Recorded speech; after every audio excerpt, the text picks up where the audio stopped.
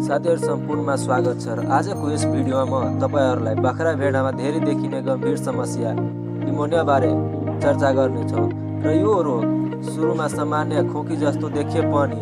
यदि छिटै ध्यान दिएन भने जटिल हुन सक्छ र यो खास गरी बाख्रामा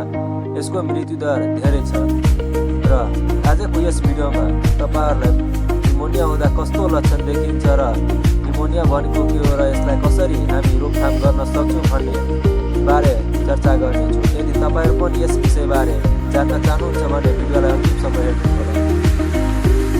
निमोनियाको लक्षण र रोकथाम जान्नु अघि हामीले बुझ्नु जरुरी छ कि निमोनिया भनेको के हो र निमोनिया भन्नाले फोक्सोमा हुने संक्रमण र सूजन हो जसले सास फेर्न गाह्रो बनाउँछ र यो ब्याक्टेरिया भाइरस र अन्य सूक्ष्म जीवाणुले गर्दा हुने गर्छ र यो पशुहरूमा हुने श्वास प्रणालीको गम्भीर समस्या मानिन्छ र समयमै उपचार नगरे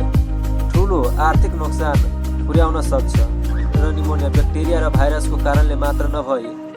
यो पर्यावरण कारणले गर्दा पनि हुने गर्छ, जस्तै कि खराब भेन्टिलेसनको कारणले गर्दा, भिडभाडको कारणले गर्दा र चिसो मौसममा र एक ठाउँबाट अर्को ठाउँमा लामो समयसम्म ढुवानी गर्दा पशुहरूको रोग प्रतिरोधक क्षमता घट्छ र संक्रमण हुने गर्छ। पशुहरूमा निमोनिया हुँदा देखिने लक्षणहरू: सास फेर्न गाह्रो हुने, छिटो सास फेर्न धेरै गाह्रो हुन्छ, मुस्किलले सास फेर्न गर्छ र खोकी हुने, ज्वरो आउने र त्यसका साथै शरीरको क्षमता कम हुने, भोक नलाग्ने, घाँसपात कम खाने, शरीरको शक्ति कम हुने, यस्ता लक्षणहरू देख्यो भने निमोनिया छ भन्ने बुझ्नुपर्छ। यदि पशुहरूमा यस्तो लक्षण देखिन्छ भने तुरुन्तै पशु चिकित्सकलाई बोलाइ उपचारतिर लाग्नुपर्ने हुन्छ र सामान्य उपचार गर्नुपर्ने हुन्छ, जस्तै कि एन्टिबायोटिक प्रयोग गरिन्छ र मेलोक्सिडिन यो औषधि सूजन र दर्द कम गर्नको लागि प्रयोग गरिन्छ र यो जहिले पनि पशु चिकित्सकको सल्लाह र निर्देशनमा औषधि प्रयोग गर्नुपर्छ। र अब आउनु सबैभन्दा महत्त्वपूर्ण कुरा, हामी कसरी रोकथाम गर्न सक्छौँ र यो नै सबैभन्दा राम्रो उपचार हो। रोग लाग्नुभन्दा राम्रो रोग लाग्न नदिनु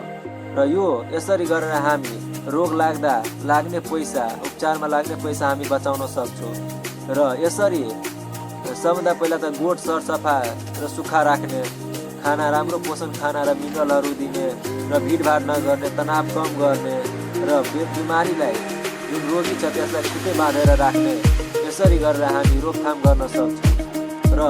यो भिडियो तपाईहरुलाई कस्तो लाग्यो? आई होप तपाईहरुलाई यो भिडियो इन्फर्मेटिभ लाग्यो होला र यदि मन पर्यो भने भिडियोलाई लाइक, शेयर र सब्स्क्राइब गर्न नबिर्सनु होला। धन्यवाद।